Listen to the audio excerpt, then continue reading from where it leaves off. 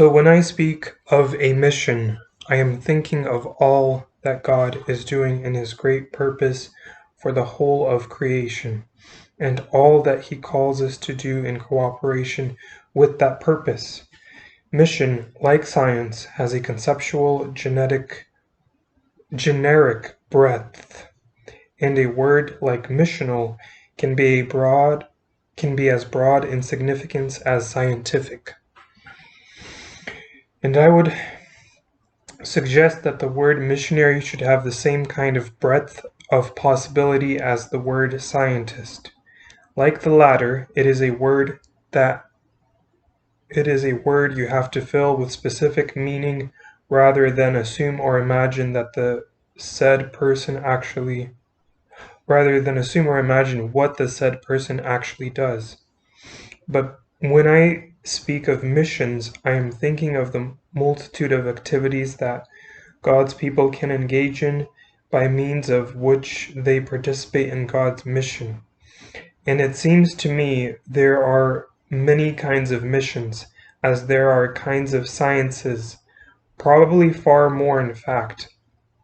And in the same way, in the variety of missions God has entrusted to the Church as a whole, it is unseemly for one kind of mission to dismiss another out of a superiority complex, or to devalue itself as not real mission out of a inferiority complex. The body image has powerful resonance here too. That is why I also dislike the old knockdown line that sought to ring-fence the word mission for specifically cross-cultural sending of missionaries for evangelism. If everything is mission, then nothing is mission. It would seem more biblical to say, if everything is mission, everything is mission. Clearly, not everything is cross-cultural evangelistic mission, but everything a Christian and a Christian church is, says, and does should be missional in its conscious participation in the mission of God in God's Word. Perhaps you have heard of this definition of mission. World evangelization requires the whole church to take the whole gospel to the whole world. It comes from the Lausanne Covenant. It is a fine, ringing slogan, which actually has even earlier roots, but each of its three phrases leads us into a cluster of questions. It provides a covenant framework to set out some of the issues that our biblical theology of mission will address, though not necessarily in this particular order. The whole world as the goal of God's mission. What is the world coming to? We sometimes ask when things seem just too much beyond our understanding or control. But it's a good question to ask when we are thinking about the mission of God's people too, for it points us towards a future that ultimately lies in God's hands. As we said above, our mission flows from God's mission, and God's mission is for the sake of the whole world. Indeed, His whole creation. So we have to start by seeing ourselves within the great flow of God's mission, and we must make sure that our own missional goals, long-term and more immediate, are in line with God's. For that purpose, we need to know the story we are part of, the great story that the Bible tells that encompasses the past and the future. But how many churches that are keen on mission, or how many mission agencies that pursue their agendas with urgency and zeal, pause to think about that great story where it has come from so far. What shape it has from the whole Bible, not just a few missionary verses. and where is it going? And yet, if our mission efforts lose touch with the story or set off all kinds of tangents from it, we have to ask, whose mission are we on? Whose agenda are we pursuing? So our first task in part 2 will be to gain some insight, some necessary orientation by giving attention to the story we are part of if we consider ourselves to be God's people on God's mission. That will be our focus in chapter 2. The whole world in the scope of our mission. God's mission, we will find from the Bible, includes the whole of creation. But where does that truth lead us in terms of our mission on earth? Especially, what does it imply for our treatment of that part of creation entrusted to us, planet Earth? It is generally accepted among Christians and more widely that we ought to be good stewards of the Earth's resources. But do we have a missional responsibility beyond that level of moderately responsible living? Living. We are all conscious of the ecological challenges that face the human race. We may rightly feel confused in the welter of alleged facts and scary projections,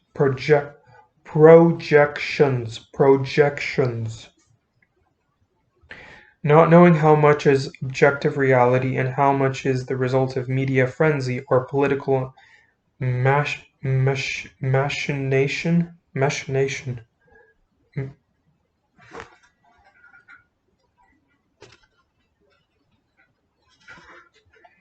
Nobody can seriously doubt that we face enormous global problems, but we may well differ widely over the best way forward from where we seem to have reached. But is this a matter that should be on the agenda of Christian mission? How does our biblical theology help us address that question?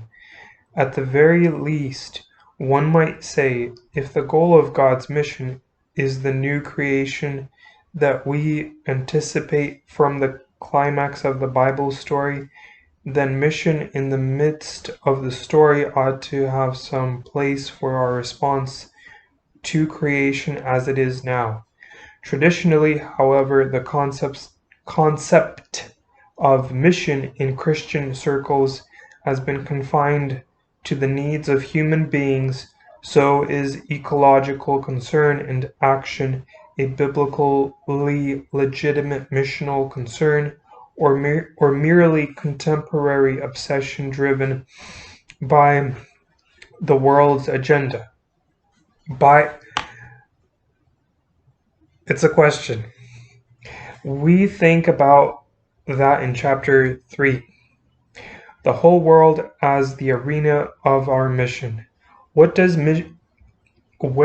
missionary work begin and end?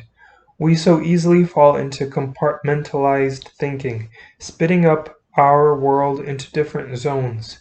The very word mission often comes from the notion of the mission field, which normally means foreign countries out there but not here at home. This has been a Western way of looking at the world, but it is also found in other parts of the world that now have strong missionary sending churches. The reality is, of course, as soon as you think seriously about it, that the mission field is everywhere, including our own street, wherever there is ignorance or rejection of the gospel of Jesus Christ. But another equally damaging false dichotomy is between the so-called sacred and secular realms, and mission is located firmly in the first. So mission is something either that specially commissioned Christians manage to do full-time if they can get enough support to do so, or something that other Christians, the vast majority, do in odd moments of time they have to spare from the necessity of having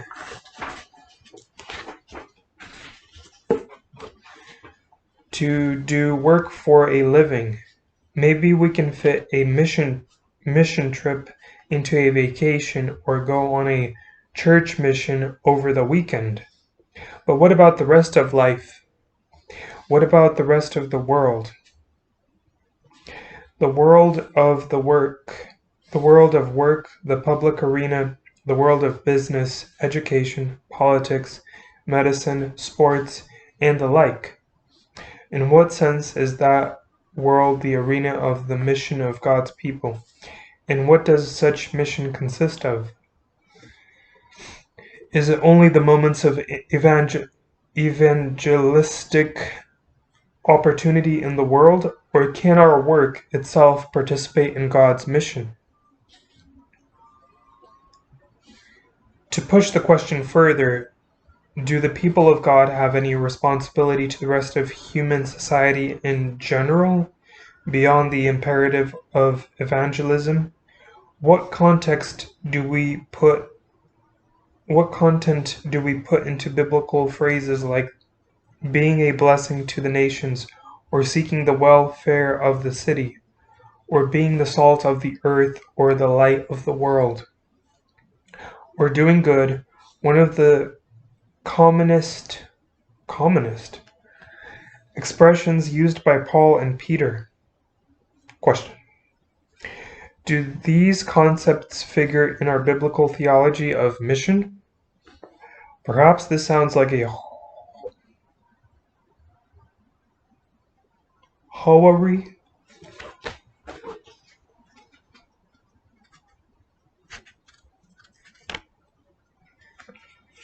and familiar debate about the relationship between evangelism and social action, but I hope that our study of biblical theology in the following chapters will take us beyond the traditional polarizing and prioritizing that, in my opinion, so distorts and pulls apart what God intended to be held together.